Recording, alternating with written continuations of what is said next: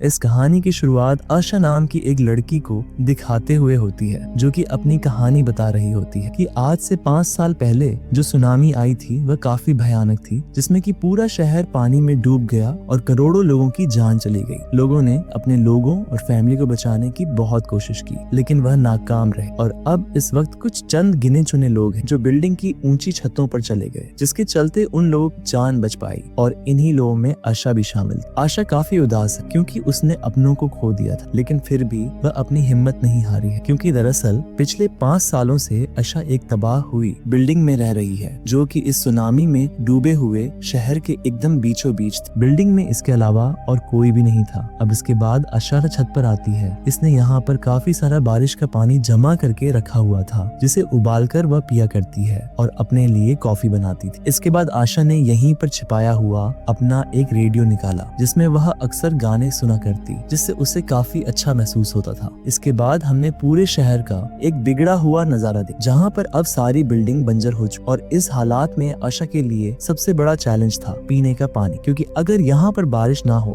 तो पीने का पानी काफी बड़ा मसला बन सकता था। इसलिए आशा छत के सामान पर जो बारिश का पानी जमा होता है उसे कपड़े से साफ करती है और जो कपड़े में पानी भर जाता है उसे निचोड़ कर अपने बर्तनों में रख लेती है और कुछ इस तरह से इतनी मेहनत के बाद वह अपने पीने के लिए पानी इकट्ठा करती, लेकिन इस पानी को भी वह छिपा कर रखती है, क्योंकि अब इन हालातों में सामान न होने की वजह से बहुत सारे लोग ऐसे हैं जो अब लुटेरे बन चुके हैं। वह सामान लूट लेते हैं। कितनी बॉटल्स अभी बाकी रह गई हैं। आशा ये सब डायरी में नोट करती थी। इसके बाद वह दूरबीन से आसपास देखने लगी। तभी एक बिल्डिंग बीच में से टूटकर पानी में गिर जाती, जो कि पानी की वजह से हो रहा था, और ऐसा करते करते पूरा शहर पानी में डूब चुका था। जब आशा ने नीचे देखा तो एक पानी का बॉक्स था जो कि पानी में तैर रहा था, जिससे इसे लगा कि इसमें जरूर कोई जरूरी सामान होगा। इसके बाद आशा नीचे वाले फ्लोर पर आती है जहाँ पर पानी भरा हुआ था, और यहाँ से वह उस बॉक्स पर एक पिन मारकर उसे अपनी ओर खींचने लगी, लेकिन पानी में जो मछलियां थी उनमें से एक उस बॉक्स को पकड़ लेती, और इसीलिए जब आशा उसे खींच नहीं पाती तो उसे एक जोर का आगे झटका लगता है और टूटी विंडो की वजह से उसे चोट भी लग जाती। लेकिन आशा अभी भी हिम्मत नहीं हारती और पूरी जान लगाकर बॉक्स को खींचने लगी, और आखिरकार उसे वह बॉक्स मिल जाता है। लेकिन जब आशा ने उसे खोलकर देखा तो उसके अंदर एक शराब की बोतल के अलावा और कुछ भी नहीं था। उस बोतल को लेकर वह ऊपर आ गई और अपने जख्मों को उसे साफ करने लगी। तभी उसे कुछ आवाजें आईं तो वह दूरबीन से देखने लगी, और देखने पर उसने पाया कि कुछ लुटेरे खाने की तलाश में इसकी बिल्डिंग की तरफ ही आ रहे, जिन्हें देखकर जल्दी से वह अपना सारा सामान कचरे के नीचे छिपा देती है और फिर खुद भी एक कमरे में जाकर छिप जाती है, जो कि उसने अपने लिए एक महफूज जगह बना रखी थी। अब गुंडे यहाँ आते ही बिल्डिंग के सभी घरों को चेक करने लगे, लेकिन उन्हें यहाँ पर कुछ खास चीज नहीं मिलती। इन लुटेरों में एक बच्चा भी था जो आसपास गोलियां चलाने लगा, जिससे आशा काफी डर जाती है, लेकिन खुद को कंट्रोल करने के लिए वह अपनी पुरानी यादों में चली गई, जहाँ पर उसने अपनी छोटी बहन को देखा, जहाँ पर यह दोनों एक साथ थी। अब कुछ वक्त बाद जब वह लुटेरे यहाँ से चले गए तो आशा भी बाहर आ गई और थके होने की वजह से वह सो जाती। उस रात आशा को एक डरावना सपना आया, जिसमें उसने अपनी फैमिली को डूबते हुए देखा, जिन्हें वह चाहकर भी नहीं बचा पाई। अब अगले दिन जब आशा सोने जाती है तो उसे बिल्डिंग से कुछ आवाजें आने लगी, इसीलिए वह अपनी टॉर्च लेकर हर जगह चेक करती है, लेकिन उसे वहाँ कोई नहीं मिलता। लेकिन उसे शक हो गया था कि कुछ तो गड़बड़ जरूर है, कि जरूर यहाँ कोई चोरी छिपे आ गया है। इसलिए वह हाथ धोकर साबुन को वहीं छोड़कर अंदर चली गई। लेकिन तभी यहाँ पर एक छोटी बच्ची आकर उस साबुन को उठा लेती है, जिसे कि आशा ने भी देख लिया था। लेकिन इससे पहले आशा उस बच्ची को पकड़ती, वह बच्ची ही आशा को मारकर यहाँ से भाग गई। वह दूसरी जगह जाकर छिप गई। अब आशा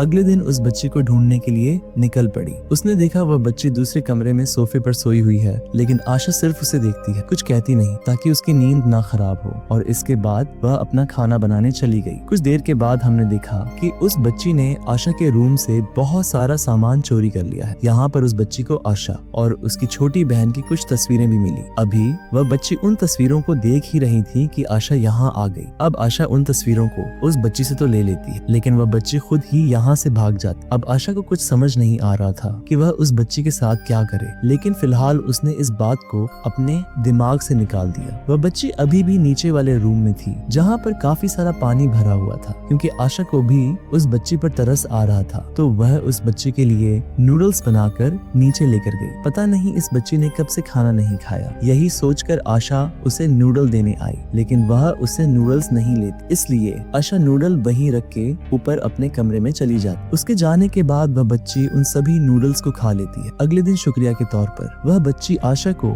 उसका वह सारा सामान लौटा देती है जो उसने उससे चुराया था। उसे नूडल्स खाना नहीं आता तो वह इसीलिए आशा की नकल करती है और यह देखकर आशा भी उस पर हंसने लगी। अब काफी वक्त के बाद आशा के चेहरे पर मुस्कुराहट आई, बल्कि यूं कहे काफी सालों से उसने किसी से बात नहीं की थी। तो फिलहाल वह इस बच्ची से भी बात नहीं करती और रात में इस बच्ची का बिस्तर अपने बिस्तर के पास ही लगा देती है। लेकिन इस बच्ची को नींद नहीं। ये रोने लगी कि मुझे अपने मम्मी पापा की बहुत ही याद आ रही है। यह सुनकर आशा पहली बार उसे बात करती है। कहती है, बेटा तुम घबराओ नहीं, हम तुम्हारे मम्मी पापा को ढूंढ लेंगे। ये बात सुनकर बच्ची ने भी इससे बात की और कहा, मेरा नाम हेई है। जिसके बाद अगली सुबह आशा और हेई दोनों छत पर चली जाती है और खेलते खेलते यह बच्ची लॉक पर लगी टेप पट्टी को हटा देती है, जिससे देखते देखते दरवाजा तुरंत लॉक हो गया। जिसका मतलब अब ये था कि यह दोनों अब छत पर ही फंस चुके। ये देखकर आशा काफी परेशान हो गई। दरअसल इस दरवाजे का लॉक खराब था और आशा ने इसीलिए दरवाजे पर टेप की पट्टी लगा रखी, जिसके हटते ही यह दरवाजा बंद हुआ और यह लॉक होकर दोनों ऊपर ही फंस गई। अब आशा को परेशान देखकर हाई एक तार लेती है और उस दरवाजे को खोल देती। ये देखकर आशा काफी खुश हुई, वह चौंक गई, लेकिन साथ ही उसने उसे समझाया भी कि देखो यहाँ की हर एक चीज को मैंने अपने तरीके से सेट कर रखा है, इसलिए कोई भी चीज छूने से पहले मुझसे पता जरूर कर लेना। और हाँ, यहाँ शोर भी बिल्कुल मत मचाना, वरना यहाँ लुटेरे आ जाएंगे। यहाँ पर हाई आशा से कहती है कि हमें यहाँ से निकलना होगा, आखिर हम कब तक यहाँ पर रहेंगे, क्योंकि यहाँ रहना तो किसी खतरे से खाली नहीं है। लेकिन इसके लिए आशा साफ साफ इनकार कर देती है। कुछ देर बाद आशा ने नोटिस किया कि उसका जो खानदानी नेकलेस वह गले में पहन रखी थी वो अब उसके गले से गायब है। अब इससे आशा काफी परेशान हो गई। उसे लगा कि जरूर वह शायद हाई ने चुराया होगा और जब आशा ने इस बारे में हाई से पूछा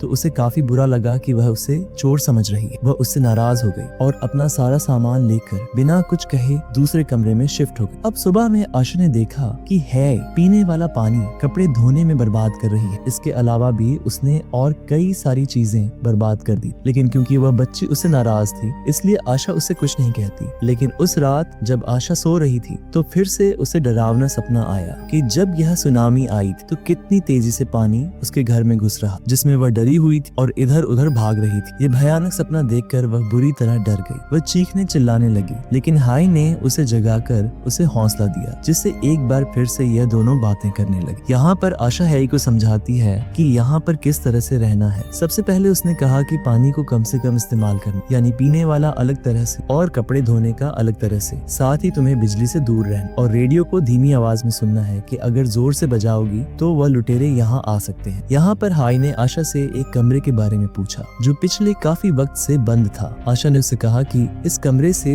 काफी गंदी बदबू आती है और तुम भी इसे कभी मत खोलना। लेकिन वह बदबू किस लिए आती थी आशा उसे यह नहीं बताती। अगली सुबह हाई रेडियो पर खबरें सुन रही थी जिसमें बताया जा रहा था कि बचे हुए लोगों को सरकार मदद भेज रही है। साथियों ने दूसरे शहरों में भी भेजा जा रहा है जो काफी महफूज है। खाने पीने और सभी जरूरत का सामान भी मुहैया कराया जा रहा है, जहाँ पर वह बड़े आराम से अपनी नई जिंदगी गुजार सकते हैं। हाई ने यह खबर जल्दी से जाकर आशा को बताई और कहा कि हमें भी सरकार की बताई हुई इस जगह पर चलना चाहिए, लेकिन आशा ने साफ इनकार कर दिया। अब यह बात सुनकर हाई को बुरा लगा। वह कहती है कि तुम डरपोक हो, तुमसे हालात का मुकाबला करना नहीं आता। आखिर तुमने ऐसा क्यों सोच रखा है कि तुम हमेशा यहीं पर रह सकती हो। लेकिन आशा ने जब उसे फिर से मना किया तो हाई वहाँ अकेले ही जाने का डिसाइड कर लिया। अब वह प्लास्टिक की बोतल को आपस में जोड़कर अपने लिए एक नाव तैयार करने लगी। आशा उसे समझाती है कि देखो यहाँ से बाहर निकलना खतरे से भरा हुआ है, क्योंकि पानी में खतरनाक शार्क और समुद्री जानवर मौजूद हैं और वह जगह भी बहुत दूर है जहाँ तुम जाना चाहती हो। वहाँ पहुँचते हुए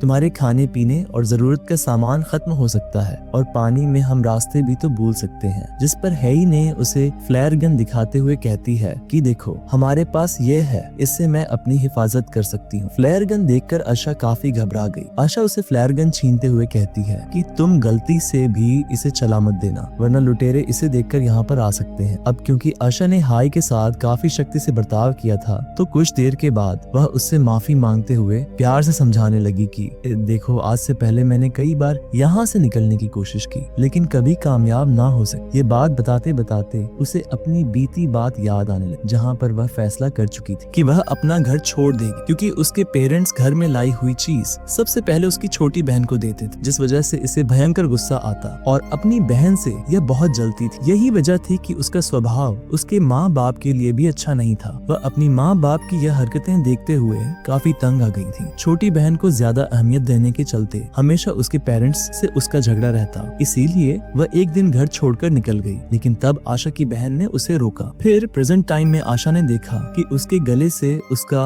वह नेकलेस निकलकर नीचे टूटा हुआ पड़ा है, जिससे वह समझ गई कि इसमें हे की कोई गलती नहीं थी। उसने यह नेकलेस नहीं चुराया था, जिस वजह से उसे काफी शर्मिंदगी हुई, इसीलिए उसने हाय से माफी मांगी। अब अगले दिन काफी बारिश हुई थी, तो उन्होंने पीने का काफी सारा पानी जमा कर लिया था। लेकिन इस सब में अब आशा को भी ये महसूस हो गया था कि यह जगह ज्यादा दिनों तक के लिए सेफ नहीं है, तो बेहतर होगा हमें यहाँ से निकलना चाहिए और गवर्नमेंट की बताई हुई उस जगह पर जाना चाहिए। इसलिए उसने हेई की बात मान ली और उस जगह पर जाने के लिए नाव बनाने में उसकी मदद करने लगी। पास के सीन में हमने देखा जब आशा ने घर छोड़ा था तो उसके साथ उसकी बहन भी थी, जिस वजह से हर तरफ अफरा तफरी मच गई। लोग डरकर घबराकर इधर उधर भागने लगे और आशा को बहुत दुख हुआ कि वह अपनी बहन को ना बचा सके। यह सोचकर आशा प्रेजेंट टाइम में भी दुखी रहती थी, लेकिन अब उसे यह बात की तसल्ली थी कि उसे दूसरी बहन मिल चुकी है, इसीलिए उसने अगली सुबह हेई को अपना वह नेकलेस भी दे दिया एक गिफ्ट के तौर पर। अब कुछ दिनों के बाद इनकी वह छोटी सी नाव यहाँ से निकलने को तैयार थी। अब यह यहाँ से निकलने ही वाली थी, तभी गलती से हेई से रेडियो ऑन हो गया, जिसकी आवाज सुनकर लुटेरे यहाँ पर घुस आए और इन्होंने जल्दी से अपना सामान वहीं पर छिपा दिया। आशा ने जल्दी से हेई को लकड़ी की बनी हुई एक दीवार में छिपा दिया, जबकि आशा उसी पुराने स्मेल वाले कमरे में जाकर छिप गई। लुटेरे अंदर आकर घर में पड़े हुए सामान को बिखेरने लगे और जो खाने का सामान उन्हें मिल रहा था वह उसे अपने पास रखे। इस दौरान उन्हें नकली दीवार में छिपी हेई भी मिल गई। उन्होंने उसे पकड़ लिया, जिस वजह से वह चीखने चिल्लाने लगी। उसकी आवाज आशा भी सुन पा रही, लेकिन वह भी काफी डरी हुई थी। उसे समझ नहीं आ रहा था कि वह कैसे हेई को बचाने जाए। अब इन लुटेरों ने इनकी नाव को भी तोड़ दिया, जिसके बाद वह उस स्मेल वाले कमरे में चले गए। आशा को फिर से पास्ट वाला सीन नजर आने लगा कि कैसे वह और उसकी बहन खतरे में थी और चाहकर भी वह उसे नहीं बचा पाई थी। लेकिन अब पास्ट में वह सोचती है कि यह मैं गलती दोबारा नहीं करूंगी, इसीलिए वह बाहर आ गई ताकि हेई को बचा सके। उसके पास फ्लेयर गन थी, इसीलिए जो आदमी उसके पास आता है वह उसे मार देता। जिसके बाद यह दोनों वहाँ से दूसरे घर में आ गए, जहाँ पर उन्होंने लुटेरे को फंसाने के लिए एक जाल बिछाया। उन्होंने वहाँ रेडियो ऑन कर दिया। आवाज सुनकर 2-3 लुटेरे अंदर आ गए। तभी मौका देखकर आशा ने इन पर हमला कर दिया। वह इनसे लड़ने लगी और इन सबको मार देती है। अब लुटेरों के हेड ने हेई को पकड़ लिया था, तो वह अपने और आदमियों को आशा को ढूंढने के लिए भेजता है। और अब पता लगा कि इस कमरे में स्मेल क्यों थी। दरअसल यहाँ पर बहुत सारी लाशें पड़ी थी। पहले वह उन लाशों से लुटेरों को डराती है और फिर खुद सामने आकर उन्हें जान से मार दिया और उनका चाकू भी छीन लिया। अब वह बचे हुए साथियों को भी मार देती है और फिर जाती है हेड के पास, जो कि एक शिप पर था, जहाँ पर की आशा की उसे हेड के साथ काफी अच्छी खासी लड़ाई होती है। अब इस दौरान गलती से ये तीनों ही पानी में गिर जाते हैं। अब इससे पहले की शार्क यहाँ पर आती है। आशा हेई को लेकर एक सेफ जगह पर जाकर छिप गई और अब सिर्फ लुटेरा पानी में था। तभी एक शार्क आकर उसका काम खत्म कर देती, जिसके बाद ये दोनों लड़कियां फिर से उन लुटेरों की शिप पर चढ़ जाती है और इस तरह से इनकी जान बच गई। ये शिप काफी अच्छी थी, यहाँ खाने पीने और जरूरत ही हर एक चीज थी और आशा पहली बार इस रात बिना डरावने सपने के सो पाती है। सुबह जब दोनों सोकर उठी तो इनके चेहरों पर मुस्कुराहट, क्योंकि इनकी मंजिल अब सामने दिखाई दे रही थी। ये दोनों उम्मीद भरी नजरों से सामने की ओर देख रहे थे और इसी सीन को दिखाते हुए इस फिल्म की हैप्पी एंडिंग हो जाती। वीडियो अच्छी लगी हो तो दोस्तों के साथ शेयर भी करें और चैनल पर पहली बार आए तो सब्सक्राइब कर ले। मिलते हैं हमारी अगली शानदार वीडियो में।